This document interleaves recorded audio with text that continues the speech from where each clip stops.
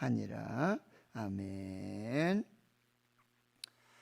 에스라에 의해서 2차 포로 귀환이 이루어집니다. 무려 4개월 여정이었습니다. 그들은 이제 예루살렘으로 돌아오기 전에, 유다로 돌아오기 전에 아하와 강가에 모여서 이제 그 포로로 잡혔다가 돌아오는 사람들의 이런 여러 가문이나 명단을 확인해 보니까 제사장은 있지만 레위 사람들이 없었어요. 그래서 레위 사람들을 저 가시바 지방까지 멀리 청명한 사람들을 보내서 우리가 여호와 하나님의 전에 하나님의 역사를 이루고자 하나님께로 돌아가자, 이런 사명을 붙들고 그들이 다시 이제 아와 강가에 모이고 거기 3일을 금식하면서 스스로 겸비해서 하나님의 도우심을 구하며 은혜를 구하며 이제 그 여정을 시작하게 되어집니다. 4개월 여정 동안에 많은 일들이 있었어요. 대적과 그리고 그들을 이렇게 온전하게 하지 못하는, 매복해서 그들을 해하려는 많은 연약함들이 있었지만 그들의 손을 하나님이 도우시는 손의 역사로 이제 온전하고 완전하게 안전하게, 그리고 그들은 1조 원이 넘는 정말 이 성전을 향해 드리는 그 즐거이 드리는 그 예물들과 거룩한 예물들을 온전히 여호와의 성전에 그 창고의 골방에 들여놓고 기록하고, 이제 그들이 3일을 쉰 후에 이제 4일째에 다시 하나님 앞에 번제와 속죄제를 드리면서 하나님 앞에 예배 드리는 그런 삶의 그런 회개의 역사들이 나타나게 되었습니다. 이제 9장 1절에 그때에 바로 그런 일들이 있어진 후에 이제 백성들이 에스라에게 나와서 이렇게 말을 하는 거예요. 이스라엘 백성과 제사장들과 레위 사람들이 이 땅 백성들에게서 떠나지 아니하고 이 가나안 사람, 헷 사람, 브리스 사람, 여부스, 암몬, 모압, 애굽 사람, 아모리 사람, 이 가나안의 7 족속들, 그리고 애굽 사람들이 행하는 그 가증한 일을 행하고 있다. 가증한 일, 우상 숭배를 하고 있는 것입니다.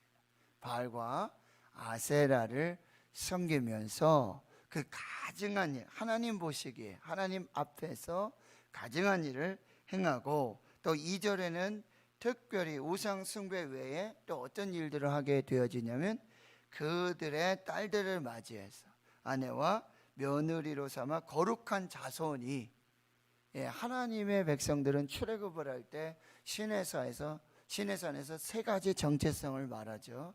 하나님의 소유된 백성, 그리고 제사장 나라의 사명, 그리고 거룩한 백성의 정체성을 가지고 살라고 하나님께서 언약을 맺으시며 그들의 정체성을 이야기했는데, 그 거룩한 백성들이, 그 자손들이 그 지방 사람들과 서로 섞여서, 그러니까 이방 여인들, 그들을 딸들을 며느리로 맞이하는 이 결혼을 하고 있다라고 하는 거죠. 이 굉장히 하나님이 싫어하시는 악한 일들이 일어나고 있는데, 특별히 2절 하반절에 보면 방백들과 고관들이 이 죄에 더욱 으뜸이 되었다 하는지라. 지도자들이, 방백들이, 고관들이 먼저 일에 앞장서고 있는 거예요. 우상 숭배하고, 그리고 불신의 자녀들과 결혼하고, 그래서 거룩한 백성들이 종교적으로 혼합이 돼서 그런 이제 악한 일들이 벌어지고 있다라고 하는 제보가 들어왔어요. 에스라에게 이런 제보를 하게 되어집니다. 그런데 3절에 이제 에스라는 내가 이 일을 듣고 속옷과 겉옷을 찢고 머리털과 수염을 뜯으며 기가 막혀 앉으니, 지도자 에스라가 참 이 상황, 우상 숭배의 상황, 그리고 이방인들과 결혼하고 있는데 방백들과 고관들, 그리고 제사장들과 레위인들이 그런 일에 솔선수범해서 먼저 이 악한 일들을 행하고 있다라는 이 제보를 받게 돼요. 그걸 듣고는 지금 하나님 앞에 회개하고 있는 것입니다.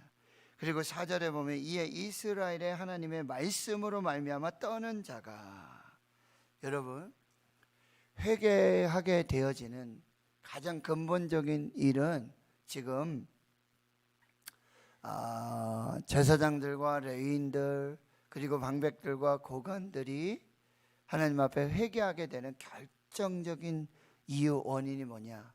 바로 거룩하신 하나님의 말씀이라고 하는 거예요.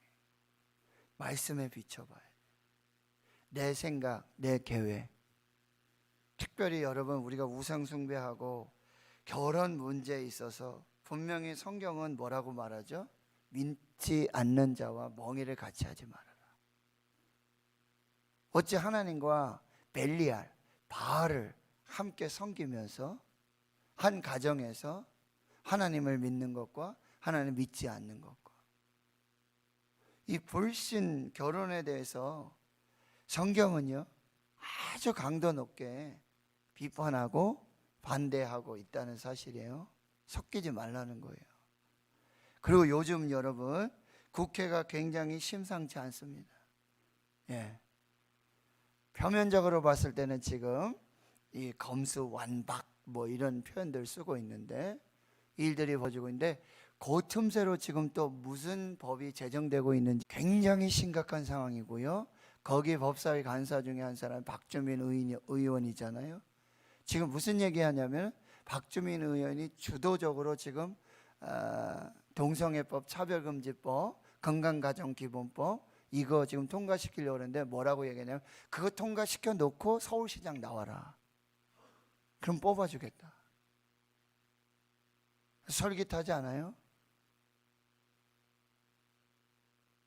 지금 이런 일들이 벌어지고 지금 곳곳에 뭐 경남이라든지 경북, 인천 이런 지역에 학생 인권 조례 해가지고 화장실 하나 만들고 유치원서부터 이 동성애 교육을 시키는 법을 만들고 굉장히 지금 심각한 수준에 겉으로는 검수완박 검찰에 뭐 이거 지금 이렇게 굉장히 이야기가 되는데 이 남은 불과 며칠 안 남았잖아요. 요 기간 안에 지금 어떤 일이 벌어질지 알 수가 없다는 거예요. 우리가 정말 기도해야 됩니다. 근데 좀 까맣게 잊어버리고 코로나 때문에 다 잊어버리고 이제 거리두기 해제하니까 그냥 그거 다 잊어버리고 무슨 일이 벌어집니까? 동성애 며느리를 얻게 되고 예? 그런 일들이 벌어지고 지금 서울에는 어떤 일이 전 세계 어느 곳에도 없는 지금 화장실 하나 만들 학교에 대학교에 하나 남자 화장실 여자 화장실이 아니라 그냥 화장실 하나 만들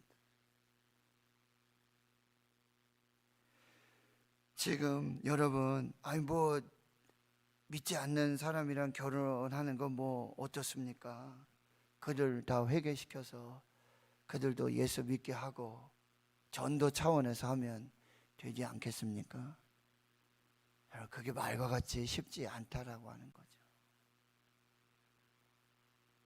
성경에서 하나님께서 계속해서 지금 다른 민족과 지금 여기 가나안 7족속 애굽 사람들 이렇게 결혼하는 이유 중에 하나가 또 뭐예요? 경제적인 이익 그리고 안전 여기 기득권 이런 거를 다 지금 어떻게 좀 이게 결국 무슨 얘기냐면요 욕심입니다. 탐욕입니다. 그래서 그런 결혼도 그냥 쉽게 다 넘어가고요.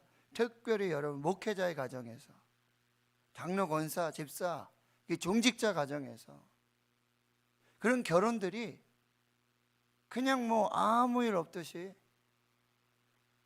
그렇게 이루어지고 있다라는 사실을 우리 다시 한번 그리고요 그렇게 따지면 요즘 시대에 무슨 그런 거 따지고 결혼하고 그렇게 얘기하냐라고 말하고 있어요. 여러분, 그 아들이든지 사위라든지 며느리라든지 믿음 상관하지 않고 신앙 상관하지 않고 조건이 뭐 의사다, 판사다, 세무사다, 조건이 좋아, 돈 잘 벌고 직장 좋고, 믿음은 안 보고 그 당사자 사위든지 며느리든지 그 믿음도 중요하지만 여러분 그 가문도 중요해요. 그 가정에서 과연 믿음으로 예배하면서 신앙으로 이 아이가 자랐는지, 이 며느리 될 사람이, 이 사위 될 사람이 그렇게 되어졌는지. 이제 애들 다 컸는데 목사님 내 마음대로 안 됩니다. 힘듭니다. 안 됩니다. 그러다가는요 뭐 호적파고 족보파고 참 가정이 더 난리가 나겠습니다. 차라리 제가 지고 그렇게 말죠. 여러분, 양보할 게 있고 타협할 것이 있습니다. 제가 실제적으로 들은 이야기인데, 여러분, 오늘 교회에 이제 권사님 아들인데 이제 믿지 않는 가정에 그 며느리를 두게 되는 거예요. 근데 아버지는 안 계시고 돌아가시고 이제 어머니 권사님 밑에서 이 아들을 이제 길러가지고 결혼해야 되겠는데, 어머니 생각에는 다른 건 다 양보한다. 네가 며느리 예수 믿지 않고 뭐 이러는 거, 그 가정 믿지 않는 거 이해한다. 그런데 내가 결혼식만큼은 내가 교회에서 목사님 주례로 내가 하나님 기도 받고 내가 결혼시켜야 된다. 이렇게 하는데 이제 아들이 그것도 못마땅하죠. 겨우겨우 아들이 양보한다 해가지고 이제 엄마 말씀에, 어머니 권사 말씀에 따라서 이제 결혼식을 교회식으로 하는 거로, 이제 예배 드리면서 하는 거로 결국 타협을 보고, 이제 그 전에 그래도 목사님께 와서, 주례하시는 목사님께 와서 인사드리고 그렇게 하고 이제 결혼 예식을 해야 되지 않겠습니까? 그것도 미루고다가 겨우 한 주 전에 와가지고 이제 목사님을 만나게 되는 거예요. 그런데 이 아들도 칼을 갈고 이를 갈고 온 거예요. 이제 목사님한테 단도직입적으로 직접 얘기하겠다니, 자기가. 그래가지고는 그 아들이 엄마하고도 상의 안 하고 목사님한테 와가지고, 목사님 이렇게 셋이 계시는데, 목사님 저 결혼식 교회식으로 못 하겠습니다. 제가 알아서 하겠습니다. 이렇게 이 아들이 먼저 선전포고를 한 거예요. 그러니까 그 어머니 권사님이 거기에서, 그 당회실에서 목사님 방에서 무릎을 꿇고 통곡을 하면서, 다른 건 양보해도 난 절대 너 엄마 죽는 꼴 보겠냐고, 절대 그렇게 할 수 없다. 결국 이제 어머니 고집이라면 고집이고요, 그 믿음이라면 믿음, 신앙이라면, 결국 목사님 모시고 결혼했는데, 이제 그 아들도, 그리고 믿지 않는 며느리도 정말 하나님 잘 믿고 직분을 받고 그 다음에 봉사하면서 하나님 섬기는 그인이 진짜 봤다는 거예요. 그 어머니 권사님이 거기에서 목사님 앞에서 무릎을 꿇고, 아들 앞에서 무릎을 꿇고 통곡하면서, 다른 건 다 양보해도 이건 안 된다. 나 죽는다. 하나는 성도 여러분, 정말 이 일이, 그 하나는 거, 불신 결혼하는 거, 하나님 결혼의 자유도 주시고 뭐 하셨는데 그렇게 할 필요가 있느냐? 절대 그렇지 않다라고 하는 것입니다. 결혼에 자유 있어요. 분명히 자유 있어요. 그러나 그 자유가 자기 마음대로 뭐 불신을 하든지, 뭐 동성애를 하는 자녀를 두든지, 뭐 그런 며느리를 두든지, 그런 아내를 두든지, 그런 자유를 허용하는 것이 절대 아니라는 사실이에요. 그럼 왜 그런 결혼을 뭐 아무렇지 않게, 특별히 뭐 목회자의 가정에서, 중직자의 가정에서 아무 꺼리낌 없이, 그리고 목사님 와서 주례 해달라는 거예요. 주례에 와서 축복 기도만 해달라는 거예요. 찬송가도 빼고, 기도도 빼고, 뭐 다 빼고, 말씀 전하는 것도 빼고, 와서 기도는 받고 싶어, 축복은 받고 싶어. 엄청난 갈등이요. 정말 그런 결혼식의 주례 더 부담스럽습니다. 그런데 오히려 막 중직자의 가정에서 목사님 그렇게 좀 해주십시오, 그렇게 좀 해주십시오. 너무너무 힘들다.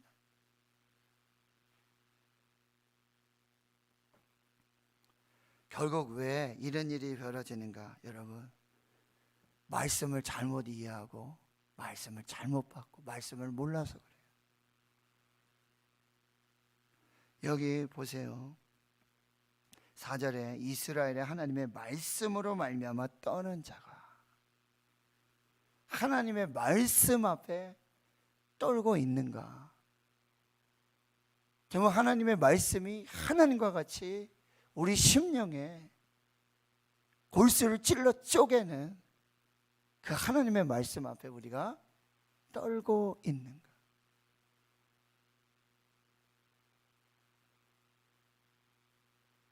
참 부끄러운 얘기인데요, 어제 노겸 전화해가지고 저한테 참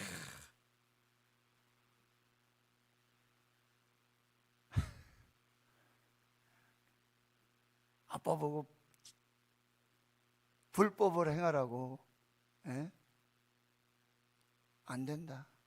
아빠 그렇게 못한다. 제대 빨리 하려고, 한 이틀 빨리 하려고 서류해서 뭐 해서 이렇게 해서 보내달라는 거예요. 야, 요즘 지금 너 보건복지부 장관 이야기, 조국 사태 너 모르냐? 너 이틀 빨리 제대하느냐고. 너 20년 뒤로 갈 수 있어.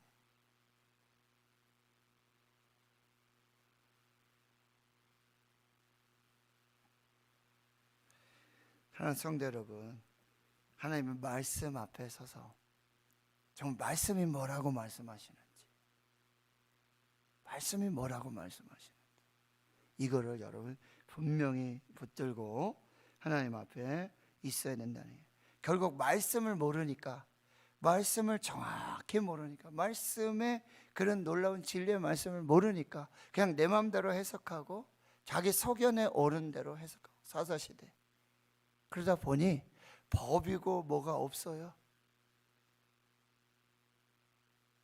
하나님의 말씀이 법이 되고 기준이 되고, 이게 생명이 될 때 교회가 교회되고 가정이 살고 자녀들이 사는 역사들이 나타나게 된다는 거예요. 믿음과 상관없이 그냥 조건만 보고 결혼시키고, 결혼식 겨우 목사님 모시고 주례하고 결혼식 결혼 예배 드렸다, 끝. 애들이 그 다음에 교회를 나오든지 말든지. 너무너무 안타까운 그런 상황이라고 한다는 것입니다. 그런데 여러분, 에스라가 이제 하나님 앞에 5절 이하의 말씀에 모든 말씀이 그거예요. 하나님 앞에 자기 자신을 회개하고 그 다음에 우리의 죄악을 회개하는 그런 에스라의 모습이라고 한다는 거예요. 그는 지도자로서 얼마든지 판단하고 정죄하고 그렇게 할 수 있어요. 그러나 그가 먼저 회개하고 있다는 거예요. 결국 제가 지금 이런 얘기하고 있지만 결국 목사들이 잘못 가르치는 거죠. 목사들이 어쩌면 적절하게 타협하면서, 그렇게 목사들도 그렇게 적절하게 이렇게 새로운 결혼 예식법을 만들어내고 순서 만들어내고, 저도 참 목사로서 이게 회개가 너무나 불편하고 너무나,